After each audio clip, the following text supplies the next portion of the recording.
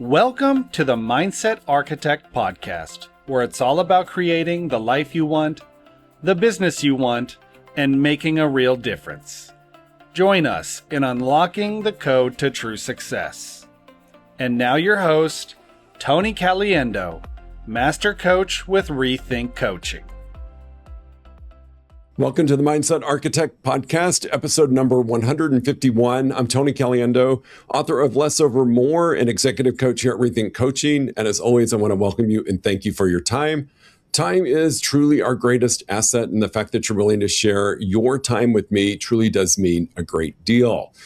I'm always excited about bringing great information to you, and today I'm a little bit more excited than normal because I've got a really great friend and someone I admire and had worked kind of in the same organization. We never really worked together necessarily, but have had truly the privilege of getting to know Janis and her family over the years. And so having Janis join us today on the podcast is just a huge win for me.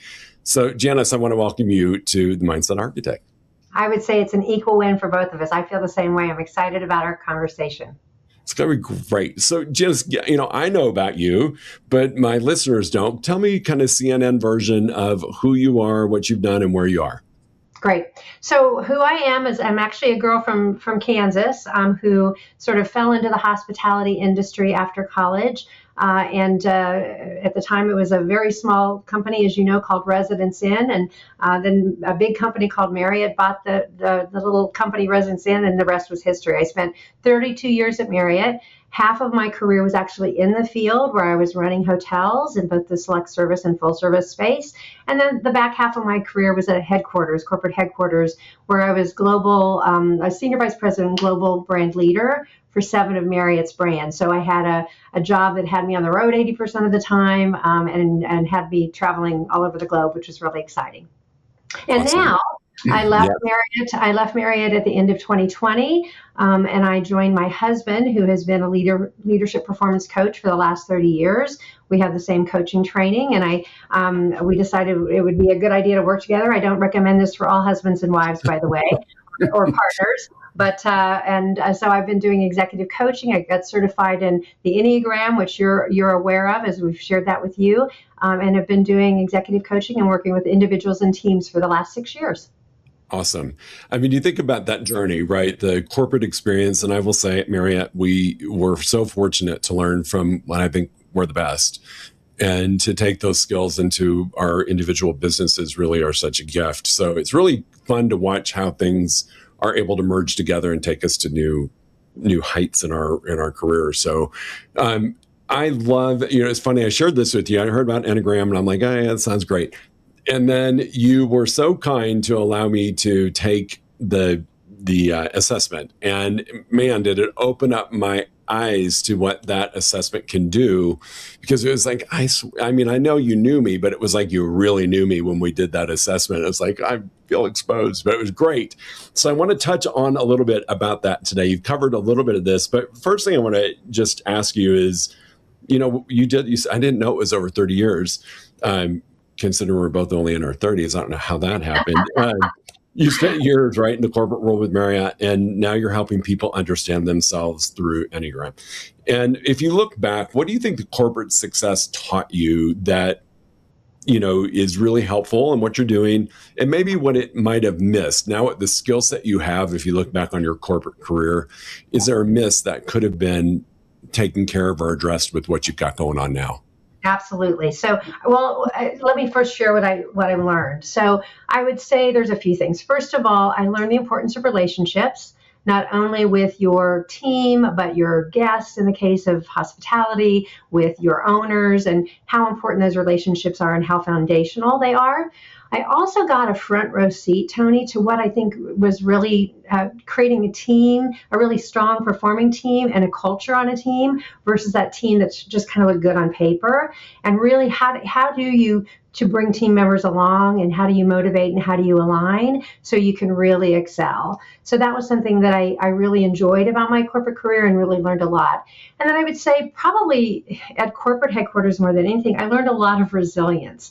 I learned how to navigate politics. I learned how to navigate change. If you think about COVID is an example and what it did to our industry and needing to, put everybody on furlough or lay people off. So I learned how to go through change and setbacks without becoming sort of bitter and cynical. And I think that how do you maintain the right perspective to lead your team through those changes? So I really think it taught me a lot of resilience. I love that. Yeah. And now your flip side of the question is, what did I miss? It's interesting because I did a post on this recently, but I think what I missed is I was so rewarded for my output, my title, my results, that I got caught up in that.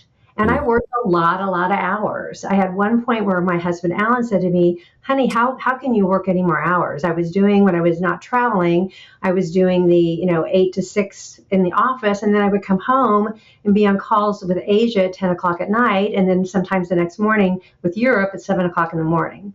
So what I was doing, I said to my team, okay, I don't expect you to work evenings and weekends, but I did. So I was doing one thing and saying another.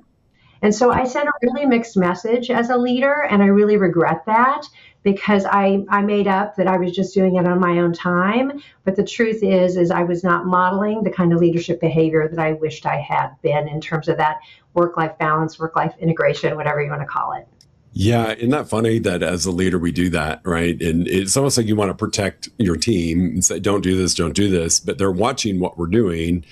And, next thing I'm going to talk to you about a little bit is success. We inherit success a lot by what our leaders do, what our mentors do. And so I love that you're aware of that, because I will always question clients sometimes. I'm like, well, gosh, your audio and video certainly are not in alignment, right? You're saying one thing, but you're doing something else. That's right. And there's that old saying, Janis, right? You want to know who somebody is, watch what they do versus what they say. Absolutely. So that's a huge, I love that you shared that, because I think a lot of us have done that and might still be doing it a little bit myself every now and again. Yeah. The other thing you said in that, which I think is really important for people who lead teams, and I know you know this because you've experienced it, anytime you have change, good or bad, it really impacts your team. And, you can go from a team to just a group of people working together pretty quickly if the leader isn't maintaining that culture, which you hit upon in doing that. So I was with Marriott during Y2K, and then I had just left Marriott for 9/11. And I know that there were tremendous changes. So kudos to you, and any secrets you can share with the folks that lead teams on what do you do to keep it a team versus a group of people working together? Yeah. Well, I think through 9/11, through COVID, all of that, I think the thing that I did that other leaders maybe didn't do as good a job is I still communicated very aggressively and very proactively with my team. Even if I didn't know what was going to happen, even if I didn't know what the answers were, we were at least saying, I don't know, but here's what we do know and what we can control. So I think it's really keeping the team connected through that really proactive communication and just being honest and authentic with people. I think really, for me, was the secret sauce of how we navigated through some pretty tough changes like 9/11 and COVID, where it impacted the industry and my teams in a very real way. And then being supportive of them individually through the change that they were each experiencing too, and sort of meeting them where they were would be the other thing I would say. Yeah, that's huge. And, it's a sign of good leadership. I've watched a lot of organizations crumble when we move from team to group. And it takes a lot of lift to get it back to team. So kudos to you for doing that during those because a lot of stuff's going on in your personal world and your business world during those two major events. Sure. One thing I love is that we talk a lot about this here on this podcast, right? We're always talking about redefining success, and we talk about it in my upcoming book, Less Over More. What is one wrong more you had to let go of so you could experience the right more in your own life? So first of all, I love the fact that I got a chance to read your book a little bit in advance. So thank you. And there was so many great, challenges and thoughts. And I just really, it's caused me to pause and think about a lot of things. But as you asked that question, the story that comes up for me, Tony, when I was in the field, I was about almost 40 when our daughter was born. And we'd had quite a hard time getting her here, or I'd had a lot of challenges getting and staying pregnant. And at the time, I was an area general manager, so I was leading a full-service hotel, and I had about 5 other select service hotels that were reporting to me. And I found myself in a situation where after she was born, I was pretty much out for 6 months because I was in the hospital 3 months before she was born. And then I was on maternity leave for 3 months after she was born. And so I came back, full force after 6 months, ready to just hit it hard. I can remember even saying, this baby is going to have to keep up with me because I'm on the move, right? I was living in the Bay Area, had about an hour commute each way. And I was invited to a women's leadership event with Marriott. And part of that is there was an interview with an HR executive, and she was asking me what I wanted to do next in my career, asking me, what was going on in my personal life, et cetera. And I was saying all the right things. I wanted to continue to grow, I wanted to progress and more responsibility. And she looked at me and she said, "Is that really true, and why?" Mm. And nobody had ever asked me that question before. Wow. And I went back to my hotel room. And of course, being a new mom, was by myself in a hotel room, and I didn't have to worry about, waking up in the middle of the night. And so I did what every new mom would do who had a night to themselves. I ordered a bottle of wine and room service and put on a movie. And the movie that I put on was the Nicolas Cage movie, and Caliendo. Oh my gosh, I can't remember the name of the movie, but the phrase was, "I choose us." And that really hit me. And I went home to my husband and I said, I think it's time for us to reevaluate. And basically, long story short, I decided to take a step back in my career, move from San Francisco to Scottsdale, Arizona, take a smaller hotel, not an area role, and really, pause for a while in that way. And I remember my boss at the time thought it was a career ender. He said it was career suicide, that I was going to do something like that because I was on a certain trajectory, but I knew it was the right thing for my family and for me. And so that was one of the things that I had to sort of say no to this trajectory I was on, which was more to what was really aligned with what I wanted in my values, which is to be there for my family and to still have a job that was fulfilling to me, but it wasn't in that career trajectory. And it still worked out okay for me. And I actually was in that role for 9 years. I did get more responsibility over time, but it was a really defining moment for me.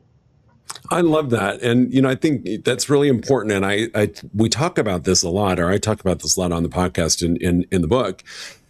I don't think sometimes we even realize we've done it. We just fall into this rhythm of success according to the organization we're with. And I think no fault to Marriott, it's no different than any other company in many ways. There's an organizational chart and you're kind of following that path. And that's the path of success by that organization. And we want to perform, right? We're hired, like you and I have the same work ethic being who we are. And so you want to always perform. And I think it isn't until sometimes we have that aha moment that we're out of alignment, that we can still be successful, still show up for the organization and do it in a way that's more in alignment with us. And I think what you said is really critical. 9 years in that position, that is definitely a sign of success. And it was in alignment with your definition of success. And so you won and Marriott won.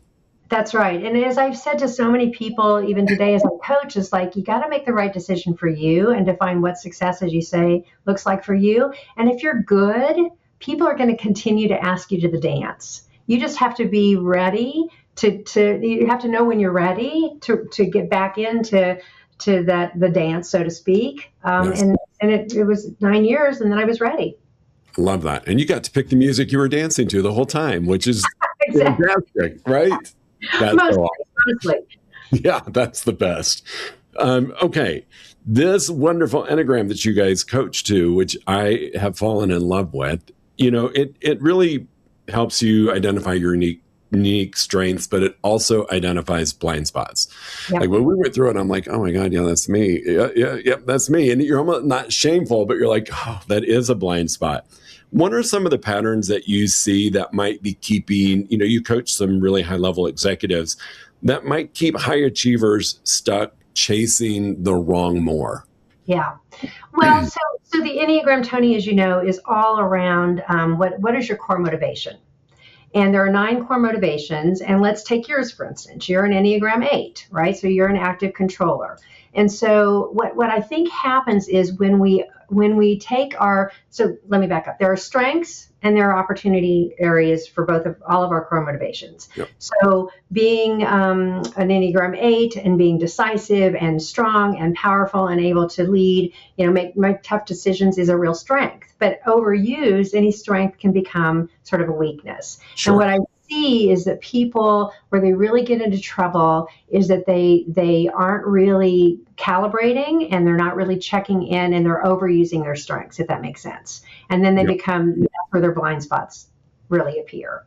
So that's where I think people get into trouble, if that makes sense. It makes perfect sense, because you get like in this lane and you really do put blinders on because you feel the movement. Like for me, that is definitely me, and if I get into that zone and stay in that zone, I'm missing so many golden opportunities from my team. I'm missing opportunities from the people I interact with because I'm so focused on my one direction. So I love knowing that a strength can become a weakness. Well, and I think you demonstrated it so beautifully in your book, too. I really love the vulnerability that you brought in your book, which is not something that's easy for an Enneagram type 8. No. In fact, it's something you try to avoid. But and then again, to use you as an example, or I can use me too, is like as an Enneagram 2, oftentimes 8s are not taking time to reflect. They're just driving so hard the whole time.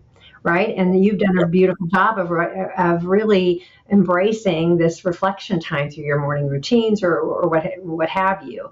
As an Enneagram 2, I want to be liked and appreciated.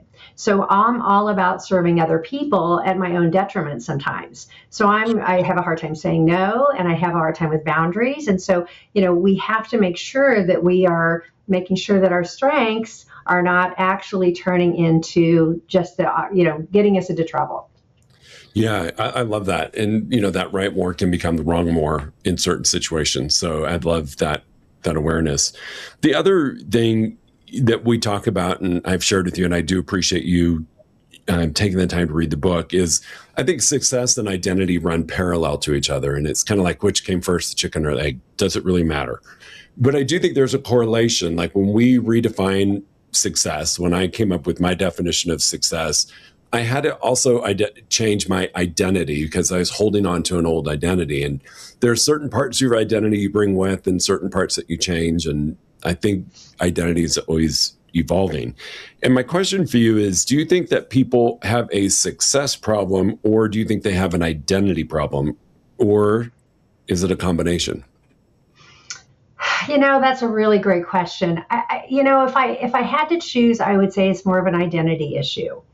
And versus a success issue. I think people get in their own way for a variety of reasons. I'd like to say a formula I talk a lot about, Tony, with the Enneagram is I feel like it starts with self-awareness, which is what the Enneagram gives us. Then it becomes, self-regulation. What do I do with it? And then you get to self-mastery. And I think what happens a lot of time is people they may seek self-awareness or they may not. And if they don't, that's a big problem. But if they do seek self-awareness, then they sort of get stuck there. They stop there. It's like, oh, this is who I am now. And it becomes an excuse for how I behave. Yes. Right. So I'm a 2, so I'm a helper. So I'm just going to, be overworked and it becomes an excuse. So I think we have to take it to those next 2 levels where it's like, okay, taking that self-awareness into regulation. What's working? What's not working for me? Where do I need to calibrate? What do I need to say yes to? What do I need to say no to? What do I need to change, right? With my behaviors, my identity, whatever. And then we get into the self-mastery. And that's what I think is when sort of success and identity really work because it's that balance of both. Yeah, I love that. And that's one of the things we struggle with is some people, you need to work on identity first, some people success first because they're so connected. Mm-hmm. And I'm going to ask you this question about, your transition from, you're a very high level executive with the company, with Marriott, and then you move into, what was primarily your husband's business, and now you're part of it. What did you have to do for your own self-preservation in terms of letting go of that identity? Mm-hmm. To become this new version of you? Because it was a big transition. Yeah. And you think about your identity, people knew who you were in Marriott, right? I mean, people knew, and you knew how you were and how you showed up and what your impact you were making. And I often admire people that make that change. And I've shared, when I went from my previous coaching company to my own, I went from 42 clients to 8, and my identity was shattered, right? And so how did you make that adjustment, and any tips you can give to people that are going through a change like that? Yeah, it's interesting because the first thing I did is, first of all, I knew I didn't want to do a full stop, right? I admire people who, when they retire from their corporate jobs, just, retire and don't do anything, but that was not my story. So I really, and kind of to your identity question, I felt like, okay, what I'm going to do is I'm going to get on a corporate board. I'm going to become one of those people. I'm going to take all this great, information that I brought as an executive from Marriott, and I'm going to impart that upon other companies. And the more I looked into that, first of all, it's really hard to get on a corporate board that's a paid position.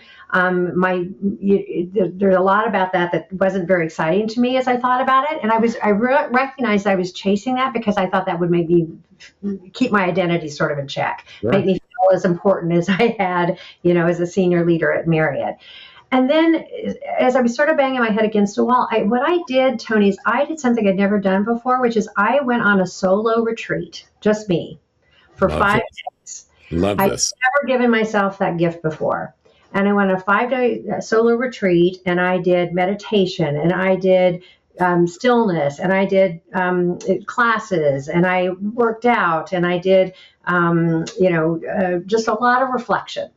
And it came up to me during that time of reflective time that what I could really do that would not only use my skill set as a leader and as a mentor and a coach, is to really be able to help others to be the best versions of themselves. And it wasn't about a title. It wasn't about, it was just about what was my purpose and what was my gift and how can I bring those gifts forward and use that. And if you just really, and your book talks about this, if you just really stay in alignment with what your gifts are and who you are and what you want, it's amazing how things will open up and how the success will come.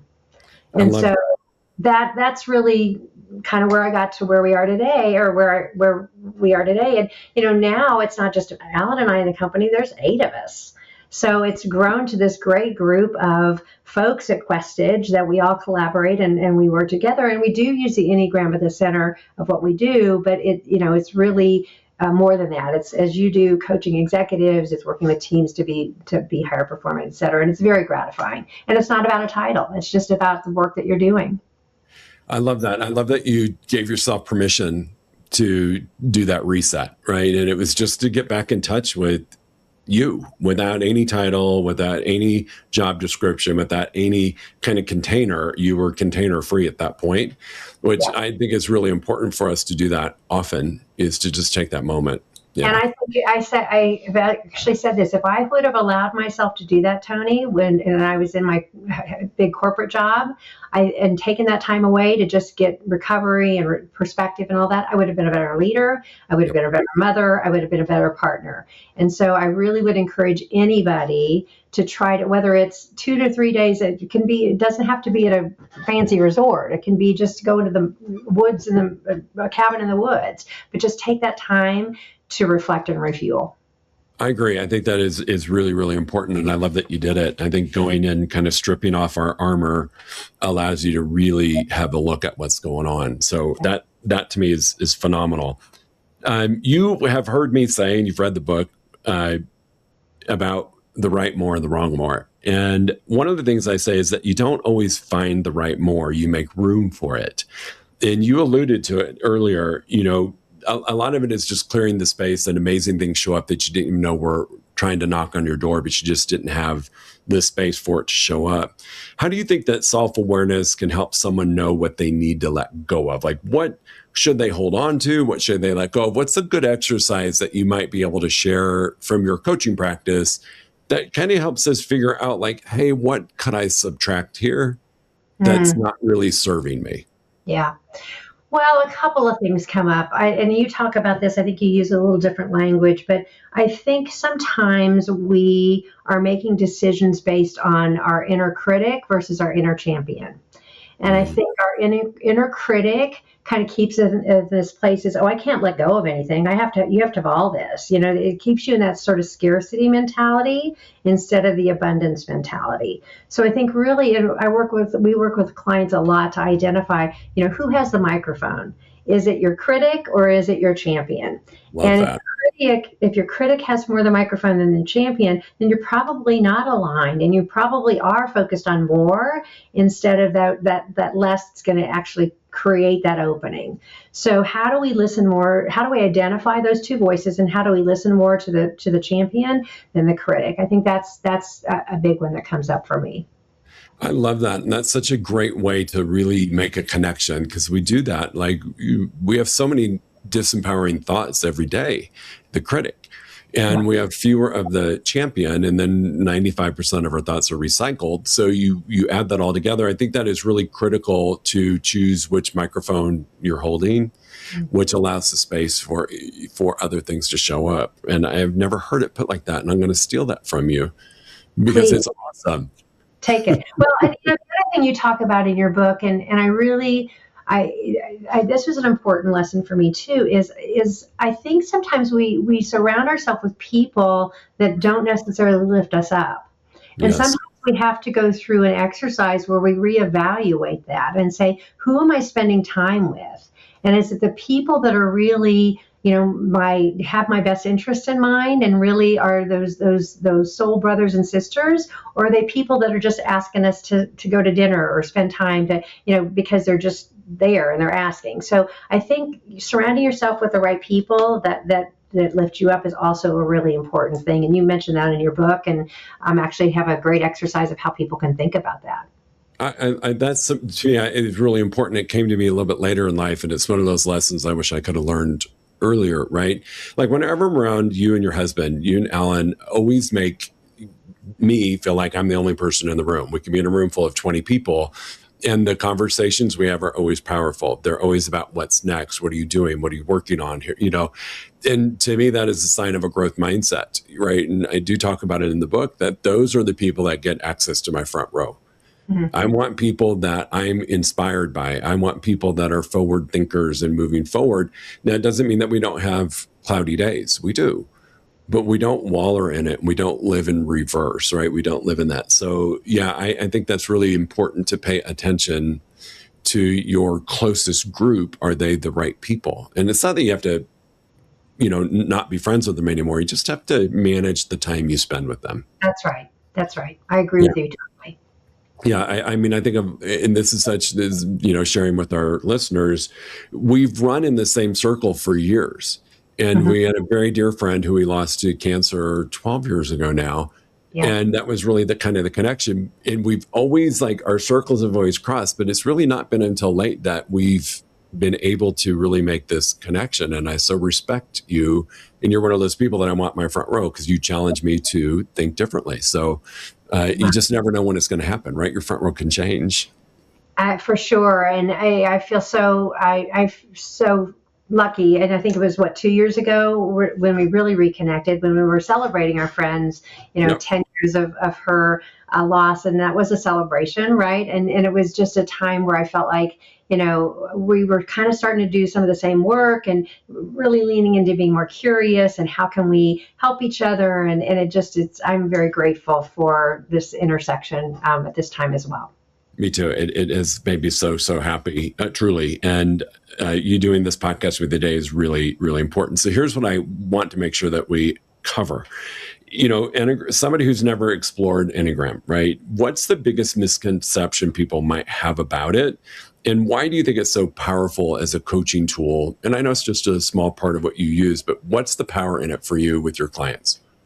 So first of all, I think the biggest misconception is that it's a personality type test. Yes. And that's not what it is. It's also, I think people are afraid of it because they're afraid that they're going to be put in a box. They're going to be assigned a number. And now we're going to box you in. So it's going to sort of put you in a category. And that couldn't be further from the truth. First of all, it's not a personality assessment. It's about your core motivation. And we each have a core motivation. And once we understand that, it really helps us understand behaviors in a much more significant way. So that's probably the biggest thing. It also takes away sort of the shame and the blame, right? It's like, well, I do this because, oh my gosh, I'm a considerate helper. So I want to help. So I'm going to give advice, maybe sometimes that is unsolicited, right? Sure. And yet it helps me to not make myself wrong for that, because it's sort of understanding what motivates me. So that's probably one of the biggest misconceptions. The reason I find it to be so powerful, Tony, as you said, is it's such a holistic tool. It's not just about who you show up to be at work. It's about who you are in your whole life. And it is a tool that is, you're not just one thing. You maybe your core motivation is one thing, but then you've got a relationship to a lot of other Enneagram types. So you can pull from those different things, and recognizing that you are so multifaceted. There's so many layers to this tool. For instance, do you tend to be more of a person who gets into action, or are you more of a feeler or more of a thinker? Well, that's good insight, right? And so sometimes situation requires action. If the house is on fire, you don't want to think and feel about it. You want to get the heck out of the house, right? But there are other times when you really want to bring feeling forward because somebody's got a personal problem that you need to coach and counsel them on at work or so forth. So to me, the tool is so powerful in that it really does create a safe space for people to talk about, what are my strengths, what are my opportunity areas, without making you wrong. And it is such a comprehensive, holistic tool. It's so powerful. And I was one of those people that thought, oh, great, another personality test, like a DISC or a Myers-Briggs and then we took it and I'm like, oh my God, this is nothing like what I had expected. So I would encourage people to explore it. So that's my next question. If anybody who's listening would want to get in touch with you, tell me what's the easiest way to find you and your company and how we could connect you. And I will share your information as well in the information for the podcast. But how do we find you? Okay, perfect. Well, it's a pretty easy website. It's questage.com, www.questage.com. You can also, of course, find me on LinkedIn. We've got a LinkedIn page at Questage as well. So that's probably the easiest. We have an inquiry form on our website that you can fill out if you want to set up a consultation. It's really easy. Just send us a note and we'll get that set up. I'll contact you directly. But so that's how to find us. Awesome. I will say that was a really powerful exercise, and I watched what you and Alan do and your entire team. And so anybody who's looking for, I think every coaching company offers something different, but if somebody's looking for a true breakthrough, I think partnering with you would be a very wise move. So at least just explore what it looks like, go do a little bit more research, and hopefully some folks can find their way to you because you can make a huge difference in their success. So I can't thank you enough. Selfishly, to me, I just got to spend 30 more minutes with somebody I like. So it was a great thing, but you've added a lot of value today. Anything you want to add in closing, or I think we've hit a lot of really hot topic buttons here, but anything you want to add, feel free. If not, I just can't thank you enough for being part of this. And one thing I will add, and I know when you're launching your book in a couple weeks. Yes, less than a month, August 25th, officially.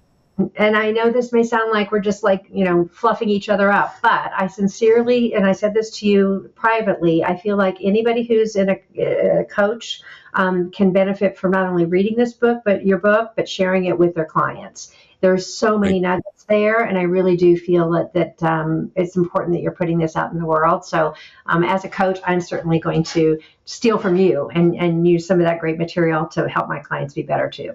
Awesome. Thank you. Yes. And if anybody's interested in pre-order, you can really, anywhere you buy a book, Amazon, Barnes & Noble, Target, wherever you buy, you can go pre-order, and it'll be out August 25th. So go do it. Thank you.